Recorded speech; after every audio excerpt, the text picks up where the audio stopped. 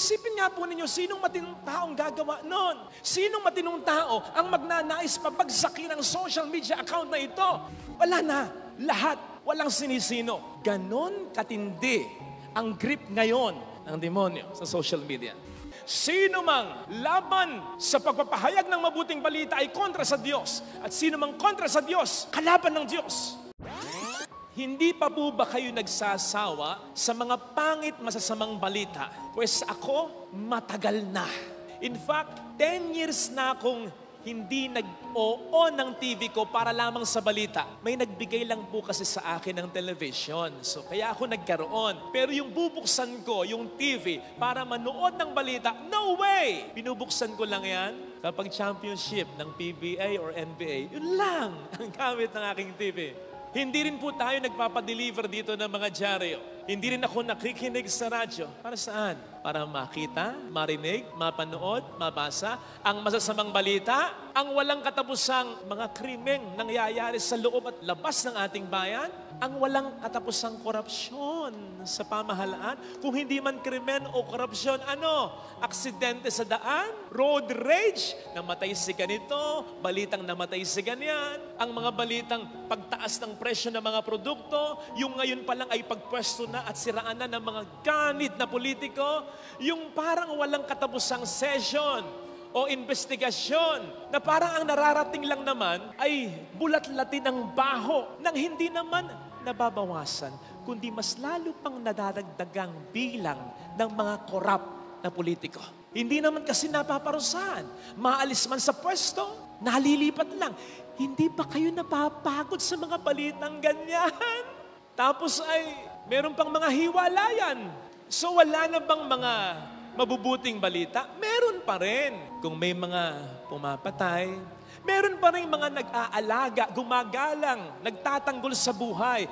Kung merong mga nagbabangayan, nag-aawayan, naglalaban-laban, meron pa rin nagsisikap maitaguyod ng kapayapaan. Kung merong mga naliligaw ng landas, meron pa rin. At mas marami pa rin dyan ang mga nagsisikap na mabuhay ng maayos, disente at marangal. Mas marami pa rin ang mga mabubuting tao. Mas marami pa rin ang mga nangyayaring mabuti sa mundong ito. Hindi nga lang natin ganong nababalitaan kasi ang favorite nating pinagpepiestahan, yung mga pangit na balita. O yan ba, nabalitaan ninyo? Si Daniel Padilla, nag-storytelling sa mga bata. Na good news yan. Nabalita ninyo? O ngayong nabalitaan na ninyo, isha-share ninyo? Yung pangit lang ang sinashare ninyo. Tingnan po ninyo, yung structure ng mga pagbabalita mula noon hanggang ngayon. May 1-2 portion lang yata para sa good news. Tapos i-introhan pa nung anchor o nung tagapagsalita. Good news naman po tayo. Bakit may introng ganon? Good news naman po tayo. Kasi lagi na lang bad news. Para bang pang-break lang yung good news. At saan ilalagay ang good news? Sa bandang huli, yung matatapos na. So hindi na yan parte ng mga nagbabagang mga balita. Anong klaseng balita? Ang good news. Nalalamig na mga balita, hindi ka bali-balita. Ang mas masama, kahit yung good news, pinasasama. Yung balita ko sa inyo, nag-storytelling si Daniel Padilla. Good news yun. Good vibes yun. Ano sabi ng ibang netizen? Ayan, naghahanap na naman ng batang palalakihin si Daniel. Grabe! Minsan nga, di ba, may isang bata, nagsasayaw kasama yata ng kanyang nanay. Binash dahil sa kanyang kulay. Kahit naman yung anak ni Vic Soto, hindi nakaligtas sa ganyan. Bata yon, napaka-inosente. Good news yon, good vibes yon. Pinapapangit natin. Kahit nga ako alam nyo ba na, kamuntik nang mawala. Actually, nawala na, naibalik lang yung social media account natin, Reverend Father Joseph Fidel Raura. Bakit? May nanira. Hindi ko na i-detalye, Pero komplikado Ang galing Pati si Meta, napaniwala niya naloko niya Alam nyo kung ano yung paninira sa atin? Kapag nagro-rosary ako dati, kapag nagla-live mass ako, nudity, paghuhubad. Sige nga, saan ka makakita ng hubad? Wala namang ibang content yung ating page, kundi yung live mass lang. Dati may content, nag-vlog ako, kasama ko yung mga madre. Mas lalo ako hindi pwedeng maghubad. Sa totoo lang, nawindang kami. Sabi, nasan ba ang nude dito? Wala naman. May nakikita kayo? Sa sobrang kawindangan namin, naisip namin kung sino ang naka-nude. Totoo! Sa kawindangan namin. Talagang lahat naisip na namin kung bakit nagtagumpay kahit papaano eh. Hindi nyo ba napansin na wala yung live rosary natin? And for quite some time, nawala rin yung live masses. Kasi naban. Ano naging resulta? Pagbulusok ng mabilis ng mga online donation natin na inaasahan natin sa pagpapatayo ng simbahan, sa mga pagawain. Ano pang resulta? Nagbawas tayo ng mga tinutulungan ng mga mahihirap na parokya, ng mga nagpapa-ospital, yung mga kailangang mag-aral dahil mahirap lang. Nagbawas tayo ng mga tinutulungan. At nabawasan din, hindi man libo-libo, ilang milyon yung hindi nakapanood, hindi nakahagilap ng mga misa natin noon. Isipin nga po ninyo, sinong matinong taong gagawa noon? Sinong matinong tao ang magnanais pabagsakin ang social media account na ito na alam naman nating lahat na ginamit ng Diyos na mabago ang maraming buhay ng tao, na alam naman nating lahat na ginamit ng Diyos upang hindi magpakamatay ang maraming tao, lalong-lalo na nung panahon ng pandemya, na alam naman nating lahat na maraming natutulungan at nakapagpatayo ng simbahan. Sinong matinong taong gagawa na yan?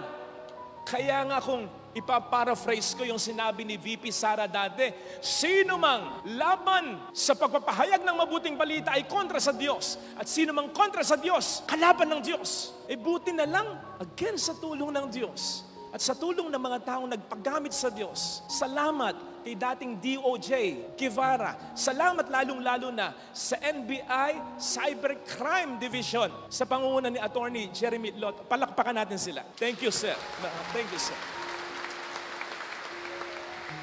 You see, kaya ako lang naman nasabi, wala nang patawad. Wala na. Lahat. Walang sinisino. Ganon katindi ang grip ngayon ng demonyo sa social media. Lalong-lalo na sa pagpakalat ng mga masamang balita.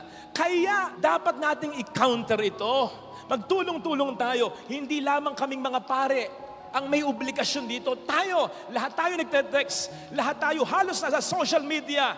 Ang sabi nga nung kaibigan nating pare, Father Filoni, punuin natin ng good news, ng mabuting balita ang social media. Kontrahin natin yung ginagawa ng masama. Maging ala Juan Bautista tayong lahat. Nakita po ninyo sa ating ebanghelyo. Ang sabi doon, ito ang simula ng mabuting balita. Good news. Pagkatapos, dinescribe agad sino? Si San Juan Bautista. Bakit? Sino ba si San Juan Bautista? Messenger ng good news. Because every good news, sabi nga ni Bishop Bacane, needs a messenger. Ang sabi sa Romans 10:15, how can they hear yung good news without someone to preach? Kailangan may tagapagbalita ng magandang balita. Hindi yung kung ano-anong binabalita ninyo sa wall ninyo. Kung minsan nakakaawa pa yung mga pang-Diyos, pang-religious. Ang nakalagay pa doon, kung mahal mo si Jesus, i-share mo ito. Nagmamakaawa pa sa'yo si Jesus. Man! Kahit nga hindi na yung reflection kung i-share nyo, yung reflection na ng ibang pare, kahit pastor, kahit ministro, basta tungkol sa Diyos, i-share ninyo. Kailangan natin ito. Obligado tayong lahat na gawin yon. Ano ba ang good news? Yung nasa first reading, yung ipinahayag din ni Saint John the Baptist, narito ang Diyos, naririto ang inyong Diyos. Yun ang dapat nating ipahayag lahat sa salita, lalong-lalo na sa gawa. Ang mga ipahayag nating God is in control. Naririto ang Diyos, mabuti ang Diyos, mapagmahal ang Diyos, mapagpatawad ang Diyos, makapangyarihan ang Diyos. Siguro naman, familiar kayo sa mga pictures na tulad nito. Yan po ay picture sa Brazil ng isang lalaki na nagmamagandang loob na bigyan ng sapin sa paa ang isang umiiyak na mahirap na batang babae. Yan naman ay kuha ng mga sakristan kasama ng isang pulube sa San Roque Parish, Davao, kung saan ang mga sakristan ay nagtulong-tulong parang isang pulube ay makeover. Pinaliguan nila, ginupitan nila, inahitan nila, dinamitan nila, pinakain nila. Very good. Yan naman ay kuha sa isang crew na aksidenteng naitapon yung food na isa-serve niya. Ang kumuha sa kanya, yung pagseservan niya. Yung may-ari ng food na isa-serve niya, na aksidente ay tinapon niya. Pinos yan. At ang nakalagay sa caption niyan ay, tanga ka ba? Gutom na ako. Ano ngayon ang gagawin ko? Mapula mata mo eh. Ate ka ba? Akin na lisensya mo. Akin na lisensya mo! Hindi ganon. Hindi good news yon. Ito yung caption. Napaisip agad ako na yung pinasok niya for today is malamang iaabono niyan lang. Since 500 plus pesos yung binili namin. So, di na ako nagdalawang isip to pay for it again. Kasi alam kong mahirap maging service crew sa fast food. Kinausap ko yung nasa cashier and made sure na hindi siya magbabayad sa natapon na food. Very good. Maris Agento. Ano ang tawag natin sa mga ganyan? Kapag nakakakita tayo sa internet, sa social media ng mga ganyan, di ba ang tawag natin dyan? Restoring faith in humanity. Tama naman. But I believe it's more than that. From afar, yun ang makikita mo. Ay, mabait pa rin ang tao. Marami pa rin mga mabuting puso. Mabuti pa rin ang mundo. Restoring faith in humanity. But again, I believe it's more than that. Lalong-lalo na sa pakiramdam ng tinutulungan, sa pakiramdam ng crew na yan, lalong-lalo na kung marami ng pinagdaraanan, iniisip yan, kumbaga, kaya siya nagkakawid ang windang. Sa pakiramdam ng pulubing minake-over ng mga sakristan, sa pakiramdam ng babaeng umiiyak, habang may nagmamagandang loob sa kanyang bigyan siya ng sapin, panyapak. I believe it's more than that. Para sa kanila, hindi lang ito nagpanumbalik ng pananampalataya nila sa kabutihan ng tao, kundi nagpanumbalik din ng pananampalataya nila sa kabutihan ng Diyos. Mahal pa rin pala ako ng Diyos. Naalala pa rin pala ako ng Diyos. May pinapadala pa rin pala ang Diyos sa akin para tulungan ako. Ganon! Mga kapatid, yung huling propeta in the Old Testament, si Prophet Malachi, napakahalaga ng mga propeta sa bayang Israel sapagkat sila ang tagapagsalita ng Diyos. Talagang pag nandyan ang propeta, nararamdaman nila, nandyan ang Diyos. Si Prophet Malachi ang huli in the Old Testament. Ang sumunod sa kanya, New Testament, sino? John the Baptist. Ilang taon ang pagitan ni Prophet Malachi at ni John the Baptist? 400 years! 400 years! Na walang propeta. 400 years na tahimik ang Diyos. Kung kailan pa sila naghihirap ng lubos. Imagine kung ano ang naramdaman ng mga Israelites. Ayaw na sa atin ng Diyos. Kinalimutan na tayo ng Diyos. Inabandona na tayo ng Diyos until the messenger, John the Baptist. Kaya nga pansin po ninyo, kahit weird ang kanyang itsura, balang pulot-pukyutan ang kinakain niya, balat ng hayop ang pandamit niya, pinupuntahan siya. Ganon nasabik ang mga Israelites sa isang propeta. Ganon nasabik ang mga Hudyo. Mahal pa rin pala kami ng Diyos. Nakikinig sila. Anong sasabihin mo? Anong pinasasabi sa amin ng Diyos? Ganon ang naging pakiramdam. Ang kala nga nila, si Juan Bautista na ang Mesiyas na hinihintay nila. It just took a messenger like John the Baptist. Imagine, ito yung sinasabi natin na kung anong magagawa ng kahit isang act of kindness para sa isang taong may matagal ng mahirap na pinagdaraanan. Ang sabi nga natin, be kind to everyone sapagkat bawat isa may pinagdaraanan at hindi mo alam ang pupwedeng maging matinding epekto ng isang kabutihang gagawin mo sa kahit sino pa man. Hindi mo alam. Huwag nating ipagkakait yan. Kaya maging mabait tayo kanino man. Kung magiging mabait tayo kanino man, simulan natin yan sa ating tahanan. Kung magiging mabait ka sa iba, simulan mo sa iyong pamilya. Lagi kong sinasabi, kung mabait ka sa iba, parumbado ka sa iyong pamilya, hindi totoong kabaitan mo. Dapat magsimula sa pamilya mo. Sapagkat diyang kaunang sinugo ng Panginoong Jesucristo, ng Diyos na lumikha sa iyo, na pumili para sa iyo ng pamilya mo. Maging good news tayo para sa kanila. Magsabi tayo sa kanila ng good news. Ng mga words ng I love you, I care for you. Kamusta ka na? Anak, padala ng pera dito sa amin. Kaya mo pa ba? Baka hindi ka na kumakain dyan. Mapa, namimiss kita. Something like that. Huwag mong pababayaan ang sarili mo. Baka natutuyuan ka ng pawis. Matulog ka ng maaga. Anak, nasan ka na? Mag-ingat ka. Something like that. I'm proud of you. Kasi bombarded na ang lahat ng tao. Lahat naman may access sa social media. Ang dami ng mga masamang news. Dadagdag ka pa ba? Ikaw pa na dapat ay pinagmumulan ng magandang balita ng iyong kapamilya. Magsalita tayo ng good news sa kanila. Sabihin natin sa salita. Huwag nating ipagpalagay. Alam na niya, sabihin mo kahit minsan sa salita. At tayo mismo, para sa kanila, maging magandang balita. Yung sa kabila ng pinagdaraanan ng asawa mo, maisip niya, at least may asawa akong tulad mo, mapalad pa rin ako. Kahit may mga problema, nakakaya ko dahil nandyan ka. That's it. Maisip ng nanay mo, kahit hirap na hirap ako, single parent ako, nag-aaral ng mabuti ang anak ko, nagmamahalan ng mga anak ko, yung anak ko, inaalala ako. Ay, good news yun. Kahit mahirap ang buhay, may malasakit para sa akin ng kapatid ko. Kahit ulila na kami sa mga magulang, nandyan para sa akin ang kapatid ko. Kahit konti lang may nagbibigay sa akin, kahit konti lang kasi may sariling pamilya na siya. At least naalala niya ako, mahal pa rin ako ng Diyos. That's it. Become good news to anyone. Lalong-lalo na sa ating tahanan. Yun naman dahilan kung bakit tayo niligha eh. Nung isilang tayo sa mundong ito, nangiti sila. Good news yun. Wow! Pangatawan na natin yon hanggang sa wakas ng ating buhay. Umiyak man sila, dapat tears of joy. Umiyak man sila, yung umiyak nang umiyak sila. Pag tayo namatay, hindi yung habang tayo nabubuhay, kasi puro pasakit ang ipinaparamdam natin sa kanila. Huwag ganon. Hindi yung tayo pa ang magpaparamdam sa kanila na wala ang Diyos, walang pakialam ang Diyos. Kasi nagsasuffer sila dahil sa atin ng lubos.